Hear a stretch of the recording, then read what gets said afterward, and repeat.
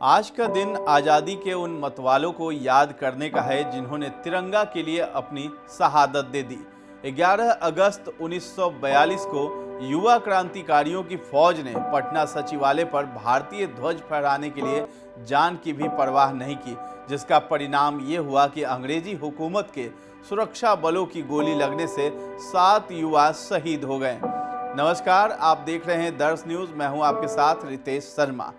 भारत 15 अगस्त 1947 को आज़ाद हुआ था, लेकिन सन 1942 के ऐतिहासिक भारत छोड़ो आंदोलन के दौरान ही भारत की स्वतंत्रता की पटकथा लिख दी गई थी।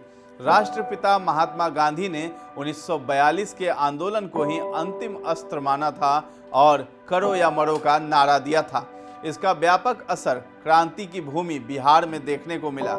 8 अगस्त 1942 को भारत छोड़ो आंदोलन की शुरुआत हुई और 3 दिन ही बिहार की राजधानी पटना में 3 युवाओं ने तिरंगे की खातिर अपना सर्वोच्च बलिदान दे दिया। क्या हुआ था 11 अगस्त 1942 को?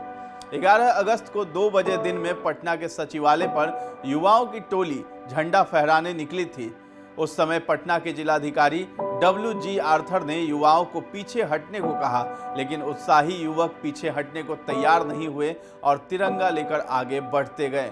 उन्हें रोकने के लिए पुलिस ने गोलियां चला दी, लेकिन क्रांतिकारी जवान डटे रहे।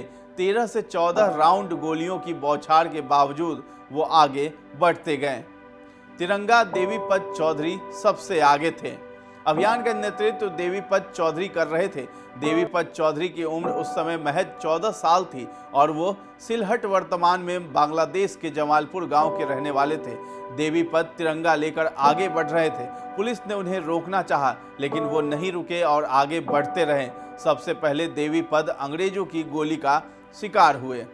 गोली खाई, लेकिन भारतीय ध्वज को गिरने नहीं दिया। वहीं देवीपत को गिरते देखकर ध्वज को पटना जिले के दशरथा गांव के राम गोविंद सिंह आगे बढ़े। उस समय ध्वज को हाथ में थामकर राम गोविंद आगे बढ़े तो पुलिस ने उन्हें भी गोली मार दी। फिर रामानंद सिन्हा ने भारतीय ध्वज को थामा और उसे गिरने नहीं दिया। रामानंद सिंह पटना जिले के रहने वाले थे और 10वीं कक्षा में पढ़ाई करते थे। रामानंद को गिरते देख सारण जिले के दिघवाड़ा निवासी राजेंद्र सिंह ने झंडा थामा। राजेंद्र सिंह आगे बढ़े तो उन्हें भी गोली मार दी गई। उमाकांत ने फहराया भारतीय ध्वज। राजेंद्र सिंह को गिरता देखकर जगपति कुमार ने मोर्चा संभाला।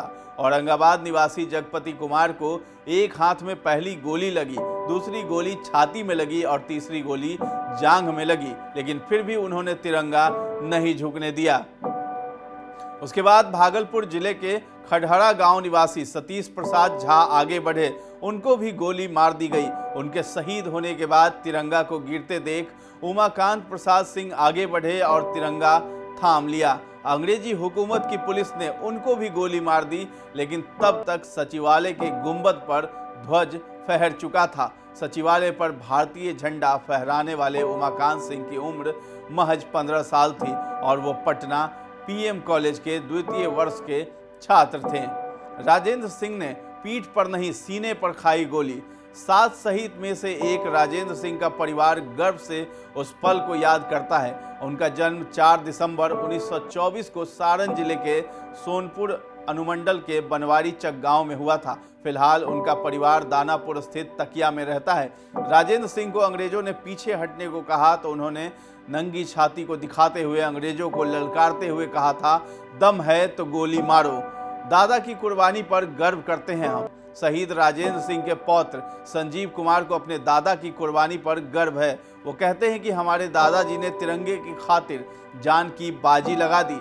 पीछे हटने की बजाय उन्होंने तिरंगे के लिए अंग्रेजों की गोली खाना स्वीकार किया। गांधी जी के आह्वान पर उनके दादाजी ने आंदोलन में हिस्सा लिया था। आज भी वो उनकी वीरता से प्रेरणा लेते हैं।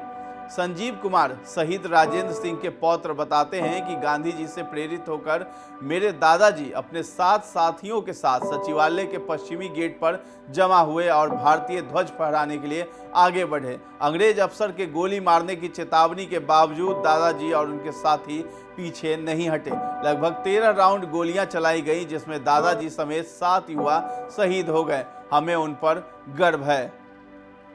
वहीं शहीद राजेंद्र सिंह की पौत्र वधु अंशु प्रिया ने कहा कि दादाजी ने अपने देश के लिए कुर्बानी दी है। दादी को पेंशन भी मिलती थी। वो साइकिल पर बैठकर दानापुर पेंशन के लिए जाती थी। हालांकि उनकी सरकार से शिकायत भी है। वो कहती हैं कि सरकार की ओर से मान सम्मान तो मिला, लेकिन जिस तरीके से बिहार में सरकारी नौकरी में स्वतंत्रता सेनानी के परिवार को 2% आरक्षण मिला है, उसी प्रकार केंद्र सरकार को भी सरकारी नौकरी और शिक्षण संस्थानों में आरक्षण की व्यवस्था करनी चाहिए।